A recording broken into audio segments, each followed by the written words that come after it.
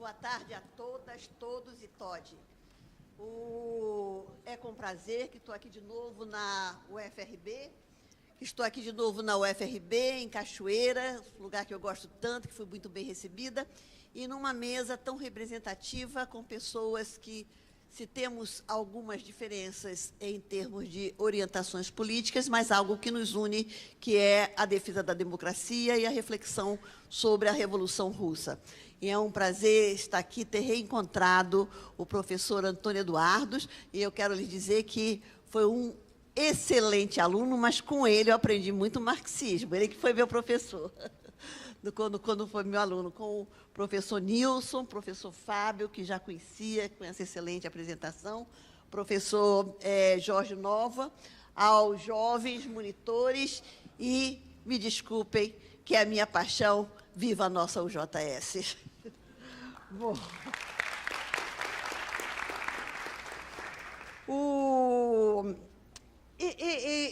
eu preparei para vocês, me corta porque falamos, porque como o professor Fábio disse, por que eu preparei talvez longo, mas eu vou cortar? Como o professor Fábio disse, a história é uma narrativa, para alguns é uma narrativa contada pelos vencedores. Então, a narrativa que nós trazemos não é necessariamente dos vencedores, mas eu preparei para vocês, porque idealistas, pessoas com uma orientação utópica e, de alguma maneira, que fizeram o possível, pelo menos por algum tempo, para materializar essas idealizações. Então, nesse sentido, é a narrativa de outros, principalmente de mulheres. Eu vou me centralizar na Alexandra Kollontai. Bom, Glenda, vai passando a lâmina 1 e a 4 aos pouquinhos, tá bom? Porque eu trouxe a Kollontai para fazer, a Alexandra Kollontai para nos fazer companhia nessa... Aí vai passando aos poucos, tá bom?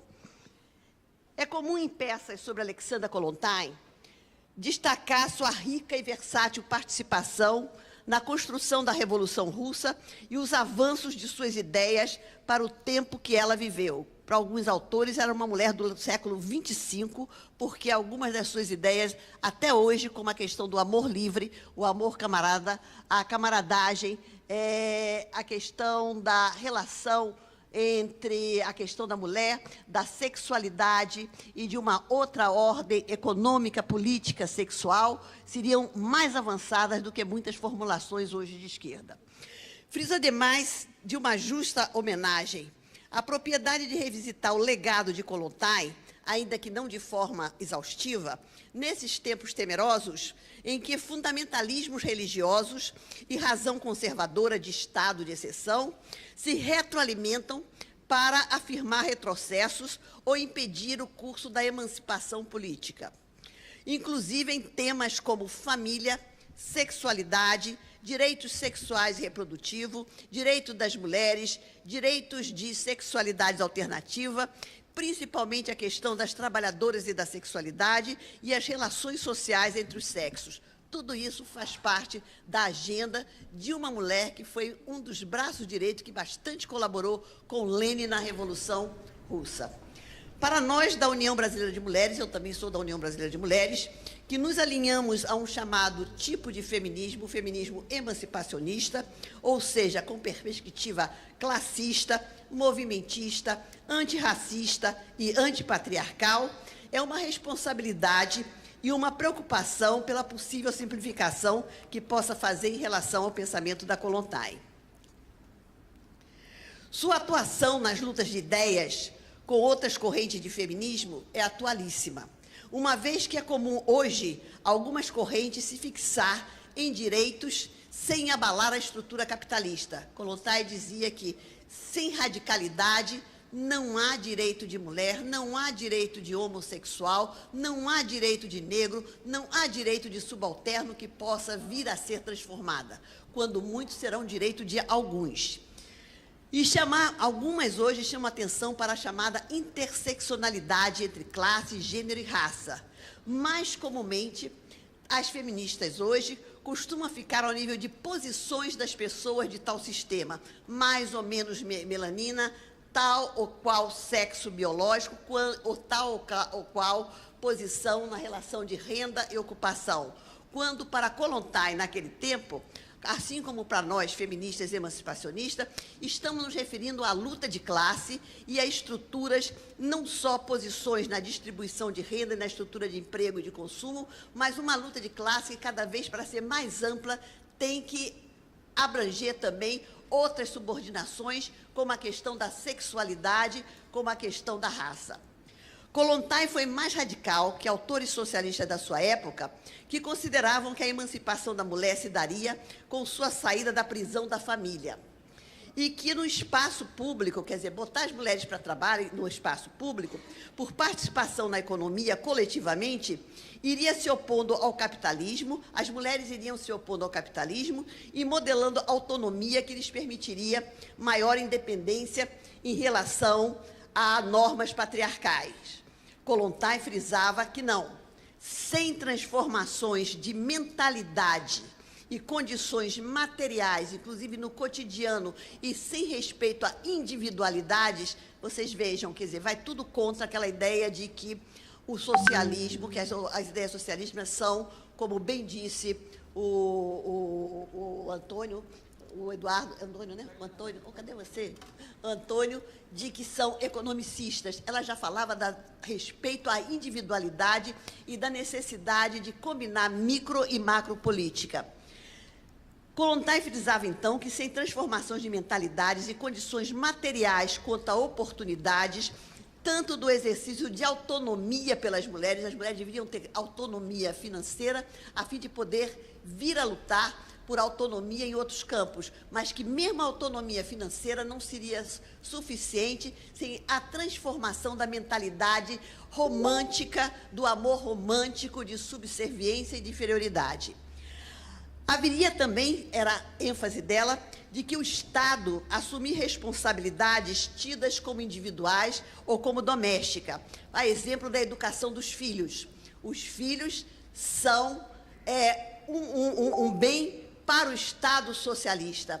Então, não é a outra coisa que já era naquele tempo, e até eu acho que muito hoje também, que foi uma das grandes ousadias, ela era contra, basicamente, a noção de propriedade privada, aí, inclusive, da propriedade privada das pessoas nas relações afetivas e da propriedade dos filhos pela família.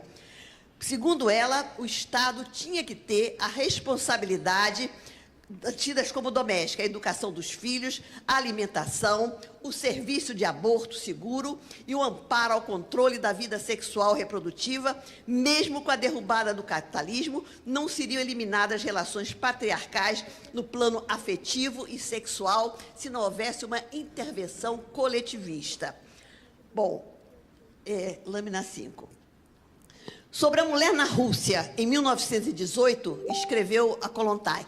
Entre parênteses, os trabalhos de Kollontai, a grande parte deles são acessíveis no Brasil. Ela tem uma autobiografia da mulher emancipada, a nova moral sexual, a sexualidade e o socialismo, todos eles são livros acessíveis. Então, escreveu Kollontai sobre a mulher na Rússia em 1918.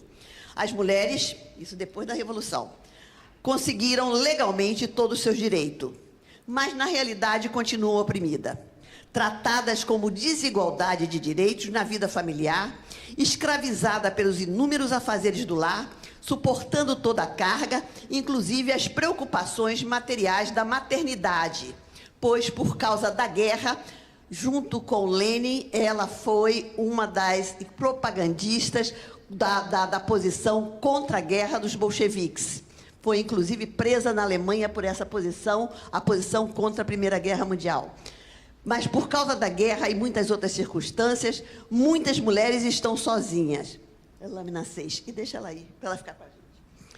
Mesmo que nestas notas eu mais focalize a contribuição de Kollontai sobre direitos da mulher, sexualidade e afeto, há que chamar a atenção também para a versatilidade do seu engajamento revolucionário no cenário pré-revolução russa, já como membro do Estado soviético.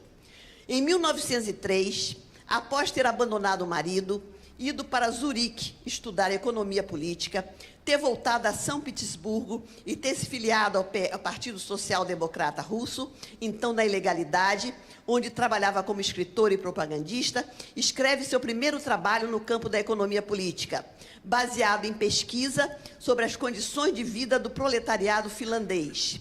Já em 1905, quando, segundo ela, instalou a chamada Primeira Revolução Russa, a partir do célebre Domingo Sangrento, como bem falou o Carlos Antônio, né? Estou toda hora chamando você de um nome diferente, viu, né? Já havia me tornado, segundo ela, um nome no campo da literatura econômica e social e alcançado grande popularidade como oradora. Kollontai, até 1908, desenvolveu intensa atividade de organização, sendo que, em 1907, inaugurou o primeiro Clube das Trabalhadoras. Seus ativismos escritos por um levante armado contra o czarismo motivaram um processo e ela teve que ficar na ilegalidade, tendo que deixar filho e casa. Viveu, então, como imigrante por vários países da Europa e na América. Só regressou em 1917, quando da queda do czarismo. No exílio, ela publica o seu livro Fundamento Social do Problema Feminino, em que debate contra o feminismo burguês, que, segundo ela, corretamente, mas não totalmente, se insurge contra o casamento no religioso e pelo amor livre. Mas ela diz, amor livre só é possível quando as pessoas foram livres. Quando todos tiverem oportunidade de negociar o afeto e a economia em bases iguais. Se as feministas burguesas se descuidam das condições materiais e têm ranços culturais que resultam em prejuízo para a mulher trabalhadora, como ter filhos sem amparo, quer do marido, quer do Estado, quando elas falam em amor livre, elas estão falando em liberdade para o homem. E isso foi um grande debate quando ela defendia amor livre, que era a liberdade de quem? Ela se insurgia também contra medidas reformistas de acabar com a divisão sexual do trabalho pela participação do homem nos trabalhos domésticos. Ela dizia, traduzindo no vocabulário de hoje, isso é um grande mimimi, porque acontece que apenas ter participação igualitária dentro da família não é a solução. Temos é que reformar a família e passar grande parte dos trabalhos domésticos para a coletividade. Insiste, o partido tem que intervir a favor da liberação da mulher e de alguns homens do trabalho doméstico, modelando um Estado que tirasse do âmbito da família serviços básicos para a coletividade, enfatizando que haveria de estimular o respeito e a possibilidade de afirmação da individualidade feminina pelo combate a desigualdades entre os sexos e crítica à família patriarcal. Outro livro seu de sucesso, publicado posteriormente, foi Maternidade e Sociedade, advogando que os filhos não podem ser considerados como propriedade privada, mas um dos mais importantes bens coletivos para uma sociedade que quer novos homens e novas mulheres. Lâmina 7. Iniciando-se no movimento revolucionário, o pessoal e o político, da sua autobiografia. Minha primeira luta, isso é outra questão que eu gostaria de enfatizar, da Kollontai, a sua coerência entre a vida pessoal e o que ela pregava coletivamente, o que às vezes não é comum em muitos revolucionários, né? Minha primeira luta encarniçada contra as tradições da família e de uma classe social alta, ela vinha de uma alta família burguesa. Já começou no campo do matrimônio. Eu estava destinada a ser chamada de um bom partido. E minha mãe tinha a intenção de me casar cedo. Minha irmã mais velha tinha se casado aos 19 anos com um emperdigado cavaleiro de 70 anos, porque ele tinha posses. Bom, acho que a diferença entre o Temer e a Marcela não é muito grande também, né? Bom, pelo menos parece, né? Que ali não se levanta muita coisa, não. Bom, eu me rebelei contra essa união por conveniência venal e racional e queria me casar só por amor, movida de uma grande paixão. Contra a vontade dos meus pais,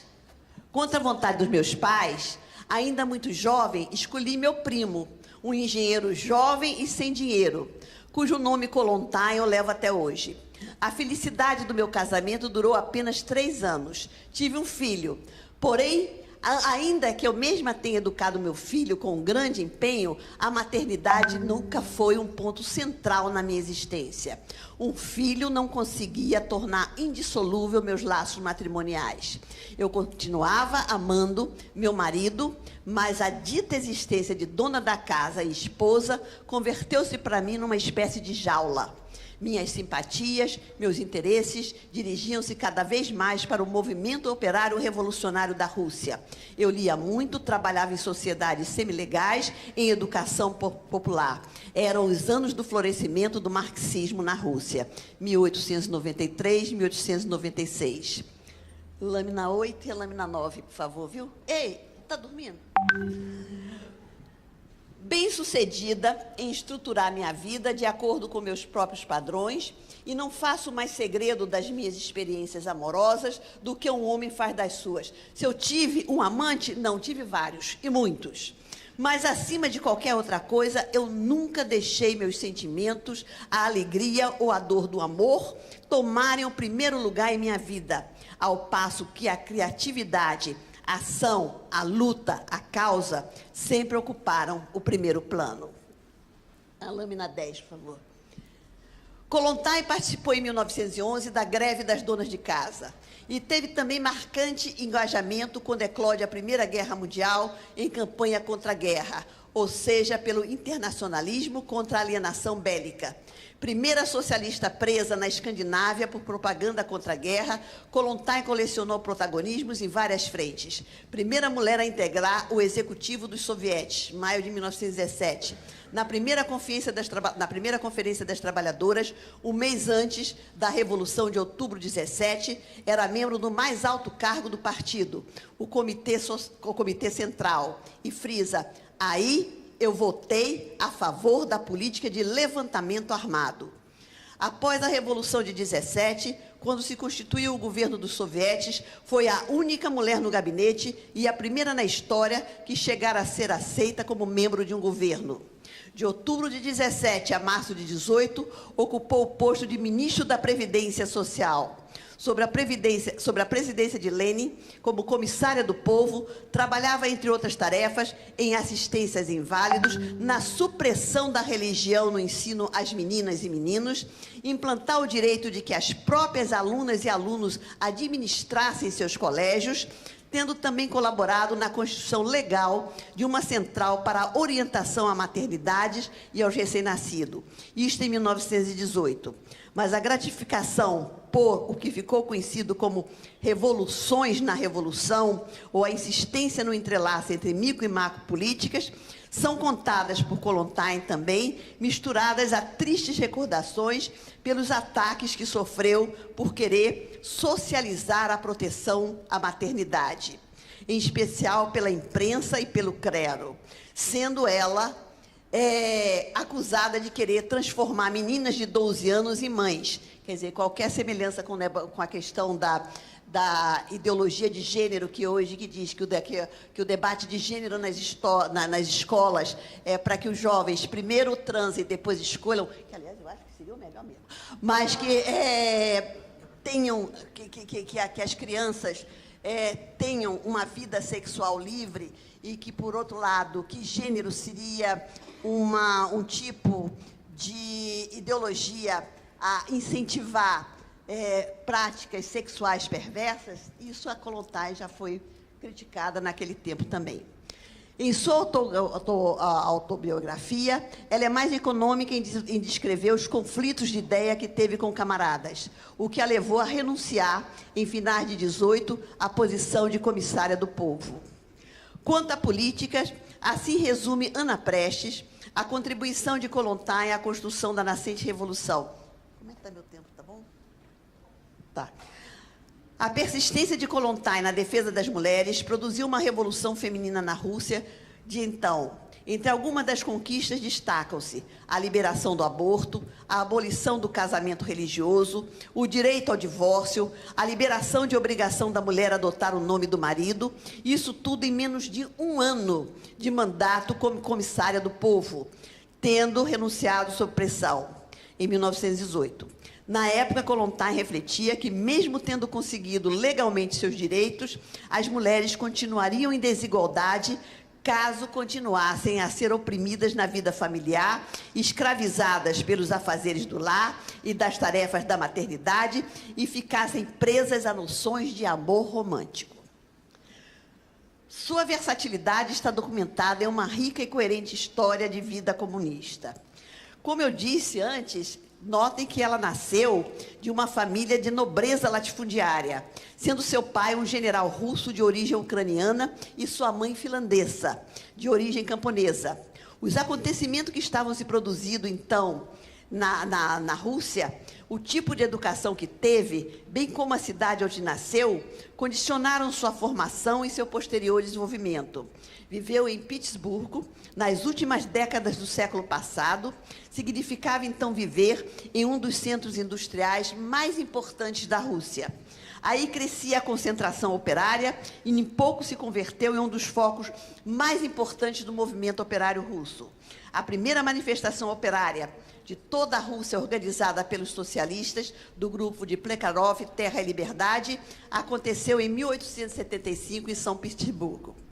Interessante que, na adolescência, Kollontai não frequentou escola, pois seus pais tinham muito medo que ela fosse contaminada com ideias socialistas. Ela teve professores particulares, tinha aulas em casa, mas a literatura destaca a influência desses vários mestres que foram ensinar em casa para o desenvolvimento de uma orientação crítica e leituras como a de Augusto Bebel e de Engels.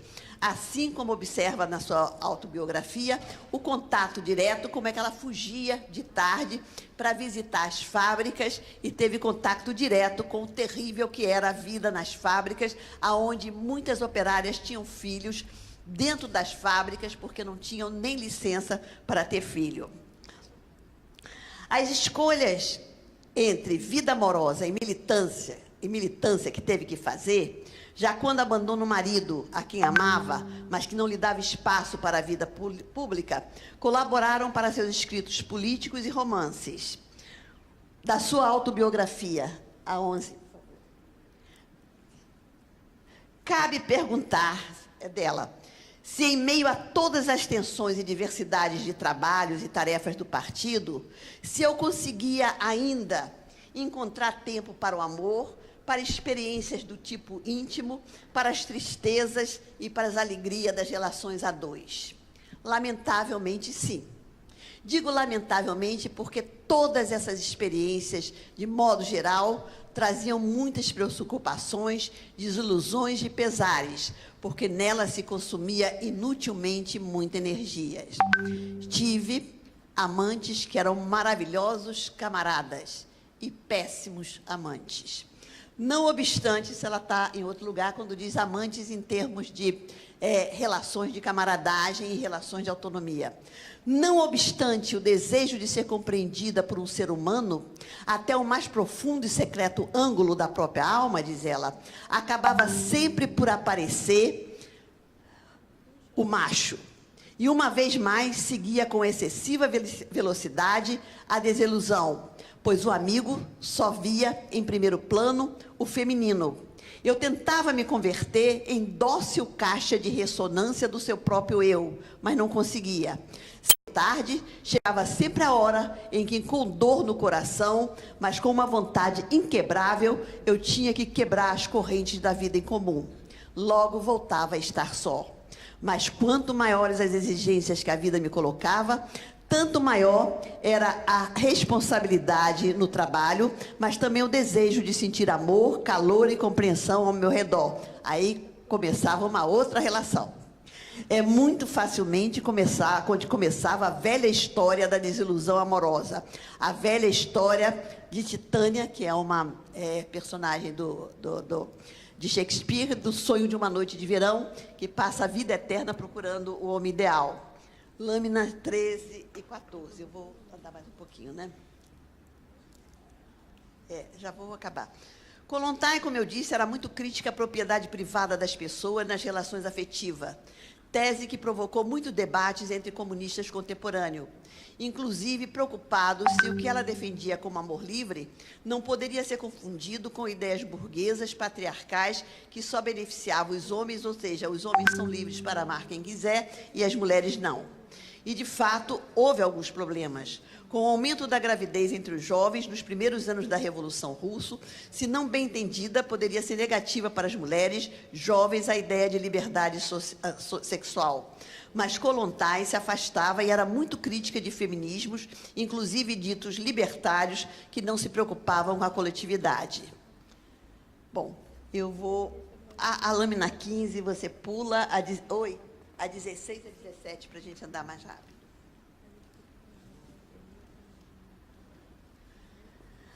A vida de Kollontai no campo público indica, como vários analistas notam, efervescências, transgressões e criatividade que a própria Revolução de 1917 não conseguiu acompanhar, considerando que, a partir de 1920, grande parte das conquistas libertárias em relação à sexualidade, em relação aos direitos da mulher, foram por água abaixo.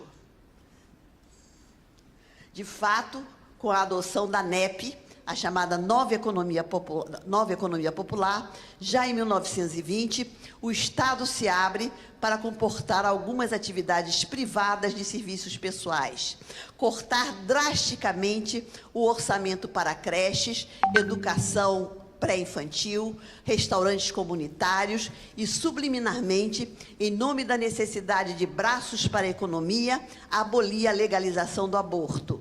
E para combater a crescente onda de delitos juvenis e conter insatisfações mais retrógradas da área camponesa e de uma antiga cultura russa muito forte em relação à família, fazer fortes concessões a favor da família patriarcal.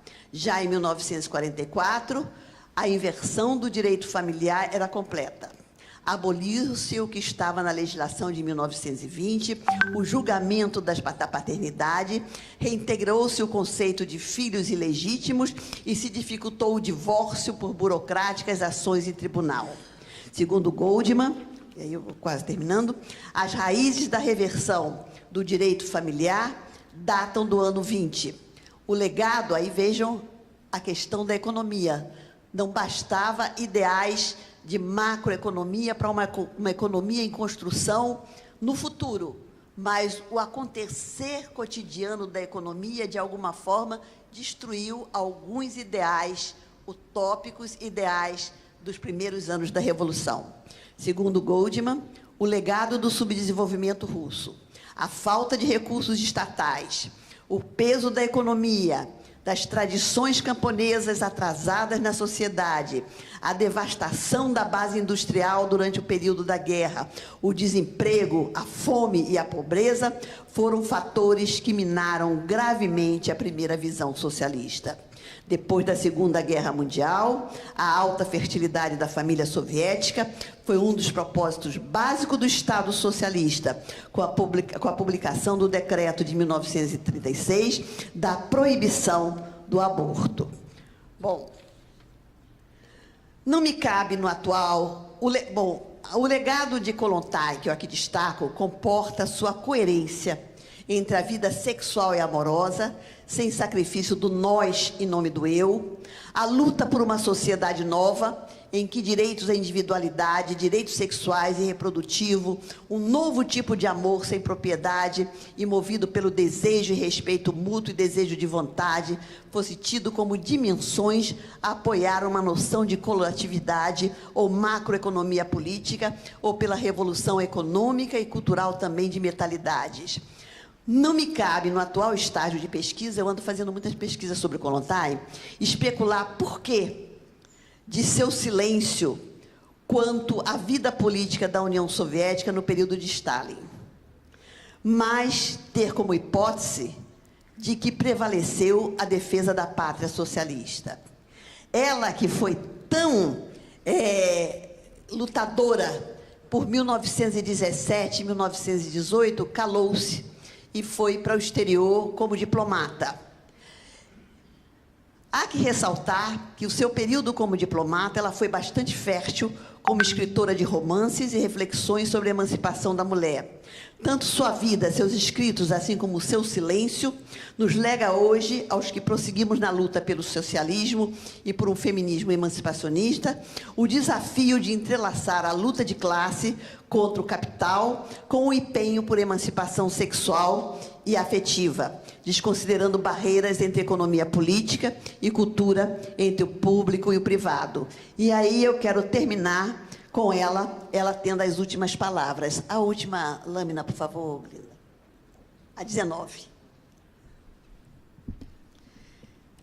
Entre as múltiplas ideias fundamentais que a classe trabalhadora deve levar em conta em sua luta para a conquista da sociedade futura, deve estar necessariamente o estabelecimento de relações sexuais mais sadias e que, portanto, tornem a humanidade mais feliz. É imperdoável nossa atitude, ela está falando com o partido, né, de indiferença diante de uma das tarefas essenciais da classe trabalhadora. É inexplicável e injustificável que o vital problema sexual seja relegado hipocritamente ao arquivo das questões puramente privadas. Obrigada.